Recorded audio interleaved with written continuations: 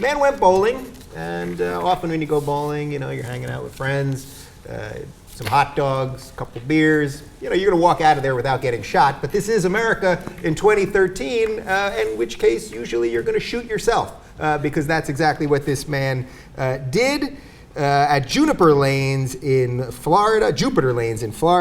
Was it Jim Miller? Oh, we have video. Get out of here. Don't listen to me. Let's look at the video.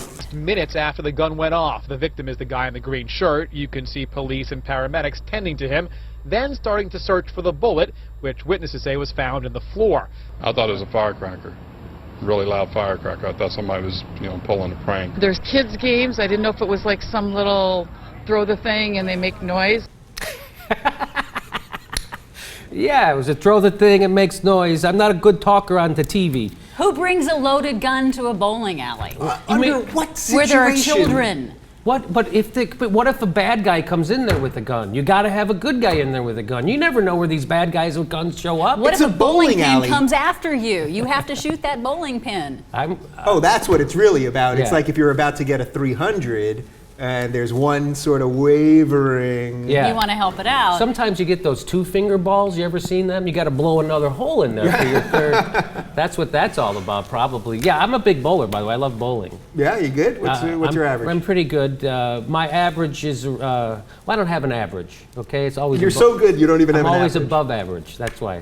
I probably average around 180, Oh, that's pretty good. 185, something like that. Now, do you bring a gun with you just in case you're in a I rent. competitive I rent when I It's like renting sneakers. Yeah, you with can the rent a shoes. gun. Mhm. How many more of these kinds of stories are we going to hear? Because every week some idiot does something that does not involve guns, and we hear about this, and it's like we keep laughing at it, but it just keeps Oh, happening. yeah, and it's not actually funny at all. They're supposed to be responsible gun owners, and you hear about people who are against any and all kind of gun safety legislation. They're against it, that unfortunately, though, the responsible gun owners don't seem to be that responsible. I mean, this guy wasn't carrying this gun in a way that would make sure that it didn't ever go off and hurt anybody, much less himself. And of course, since just in the last few weeks, we've had a whole rash of shootings of children shooting children and killing them. Right. And the family that gave their 5-year-old son a gun, a rifle that's meant and marketed for children. I mean, these are on the edge of insanity, if not already over the cliff, in my opinion.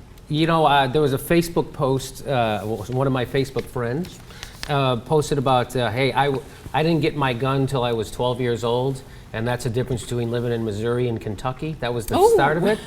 And then other people talked about how I got mine when I was 6, and I got mine when I was 7. We lived in and they were like, this is a good thing. They weren't, and I was like, this is the most amazing Facebook thread I have ever seen.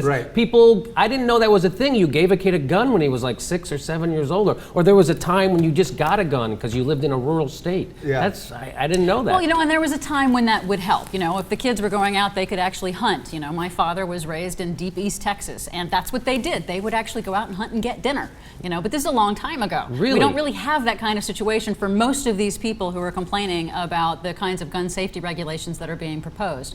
Do you think there's some boomerang thing going on here, that because we keep talking about gun control, and rightfully so, that the gun people are doing crazier things? Like, I could see why in a gun person's head you're going bowling and then you're like, I'm gonna take my gun because they want my gun, and if I leave my house without my gun, it may not be here when I get back. You know what I mean? Like, there's just this idea that you should have your gun at all times. I mean, what could possibly be the logical step through that this guy was? Well, I'm gonna guess his leg doesn't work right now, but I'm guessing his penis didn't work as well, because those are the kind of guys who feel a need to have a gun in their pocket the whole time. Am I wrong about that? I never felt a need to have a gun in my pocket. You know why? That's because my penis is fantastic.